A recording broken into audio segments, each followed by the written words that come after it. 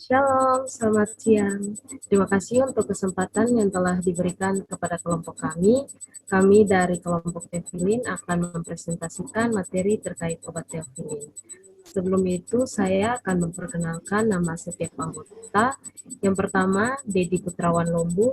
Yang kedua, Esterini Alexander. Yang ketiga, Evelyn Claudia Tampemawa. Yang keempat, Fitri Yuditi Sopaba. Dan yang kelima, Gabrielia Putri Sabatini.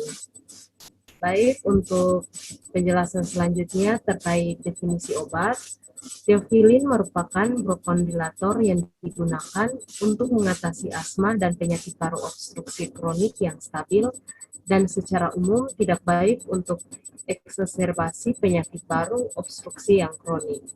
Untuk penjelasan selanjutnya, saya berikan kesempatan kepada teman saya, Esther. Untuk selanjutnya mengenai nama generik dan juga nama paten obat teofilin. Untuk nama generiknya bisa dilihat ada banyak, salah satunya yaitu Teosal, kemudian untuk nama obat patennya adalah teofilin.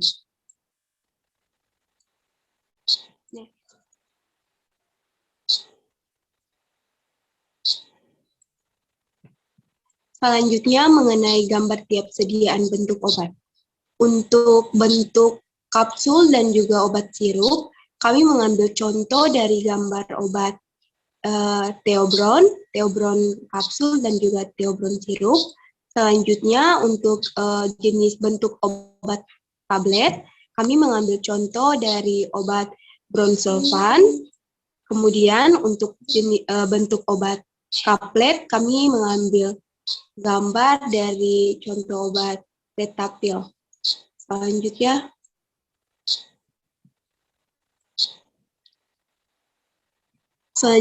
mengenai golongan dan juga klasifikasi obat. Golongannya termasuk dalam kelas terapi, yaitu bronchodilator. Kemudian untuk klasifikasi obatnya termasuk dalam derivat santin. Untuk slide selanjutnya akan dijelaskan oleh teman saya, Dedi. Baik, selanjutnya indikasi dan kontraindikasi dari obat teofilin. Untuk indikasi, obstruksi saluran nafas reversibel dan asma akut berat.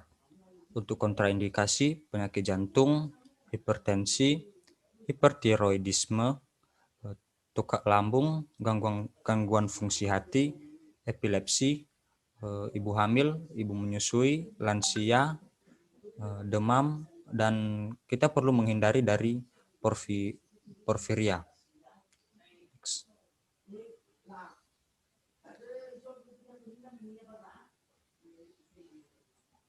Efek samping dari teofilin yang pertama takikardia, kemudian palpitalis, mual, muntah, dan gangguan saluran cerna lain, sakit kepala, insomnia, detak jantung yang cepat atau tidak rata, kejang, tremor atau gemetar, peningkatan buang air kecil.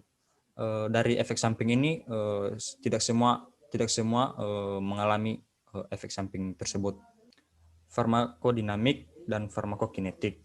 Farmakodinamik, teofilin meningkatkan kadar siklis AMP sehingga menyebabkan terjadinya bronchodilatasi. Waktu yang diperlukan sampai terjadi kerja untuk teofilin oral adalah 30 menit.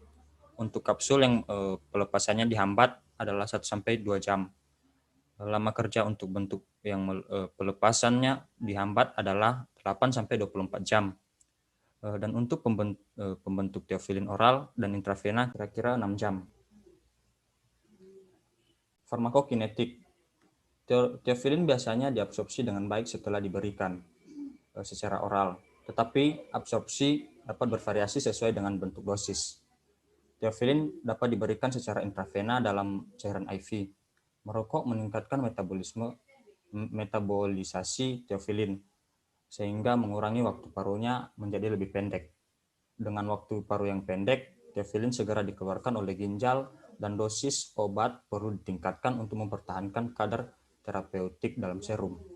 Pada perokok, orang orang tua, bayi prematur, dan klien dengan penyakit hati, waktu paru teofilin adalah 7-9 jam. Dan untuk dosis yang diperlukan akan berkurang. Pada perokok dan anak-anak, waktu parunya adalah 4-5 jam.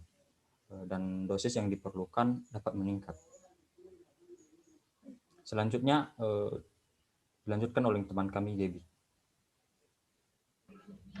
Selanjutnya adalah dosis dan cara pemberian. Dosis obat teofilin untuk orang dewasa adalah sebagai berikut. Dosis awal 5 mg per kilogram, dosis pemeliharaannya 10 mg per kilogram per hari. Jangan melebihi 900 mg per hari. Sedangkan untuk perokok sehat 16 mg per kilogram per hari. Pasien dengan gagal jantung bawaan atau cor pulmonal 5 mg per kilogram per hari, jangan melebihi 400 mg per hari. Sedangkan dosis obat teofilin untuk anak-anak adalah dosis awal 5 mg per kilogram, dosis awal untuk mencapai konsentrasi serum sekitar 10 mikrogram per mililiter. Jika teofilin telah diberikan dalam 24 jam 2,5 mg per kilogram, teofilin dapat diberikan dalam keadaan darurat ketika konsentrasi serum tidak tersedia.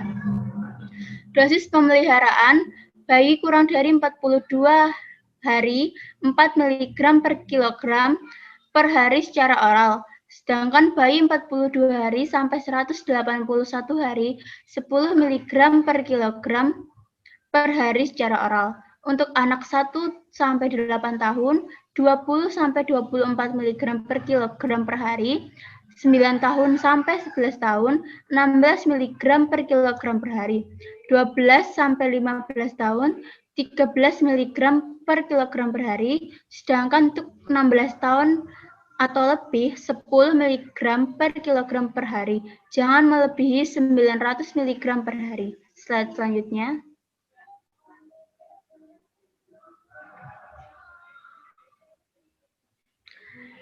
Dalam dosis apakah teofilin tersedia? Dalam kapsul tersedia 100 mg, 200 mg, 300 mg, dan 400 mg. Eliksir 80 mg per 15 ml atau 473 ml. 15 per 80 mg mililiter larutan. Dalam tablet tersedia 100 mg, 200 mg, 300 mg, 450 mg, dan 600 mg. Slide selanjutnya.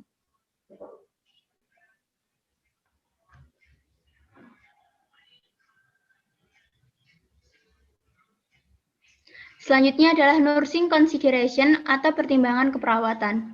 Hipersensitif terhadap santisnes apapun, tukak lambung, gastritis aktif, status asma, aritma jantung, cedera miokard akut, gagal jantung kognitif, cor pulmonal, hipertensi berat, hipoksemia berat, penyakit ginjal atau hati, hipertiroidisme, kehamilan, dan laktasi. Fisik, warna kulit, tekstur, lesi, refleks kekuatan genggaman bilateral, afek, P, auskultasi, tekanan darah, perkusi, R, suara tambahan, bising usus, keluaran normal, frekuensi, pola berkemih, haluaran urin normal, EKG, EEG, LFT, tes fungsi ginjal, dan tiroid. Untuk slide selanjutnya akan dijelaskan oleh teman saya, Evelyn. Baik, yang selanjutnya adalah indeks keamanan kehamilan. Obat ini termasuk ke dalam risiko kehamilan kategori C menurut US Food and Drugs Administration atau FDA.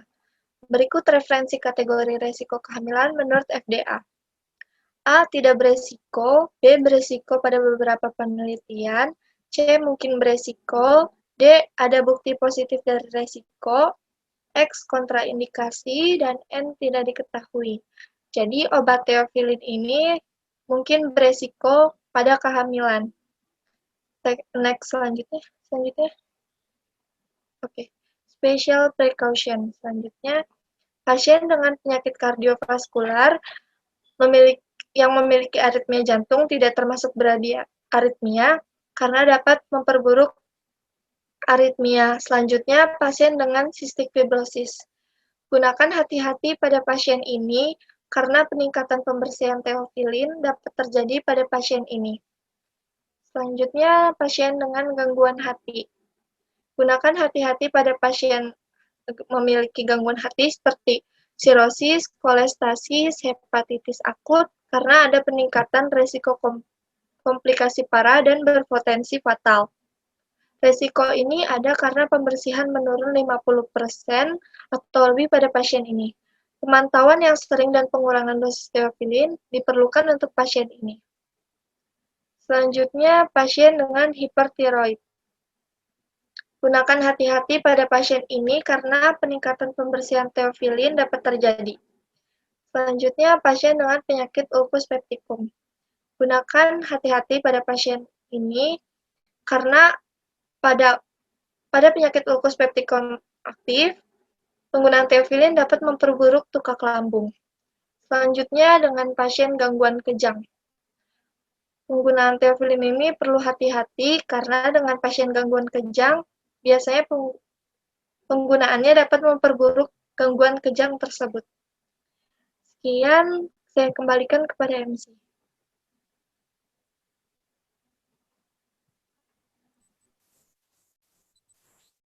Baik, terima kasih. Berikut adalah daftar pustaka atau referensi yang kami gunakan. Sekian dari hasil presentasi kelompok kami. Kurang lebihnya kami mohon maaf dan semoga bermanfaat. Terima kasih.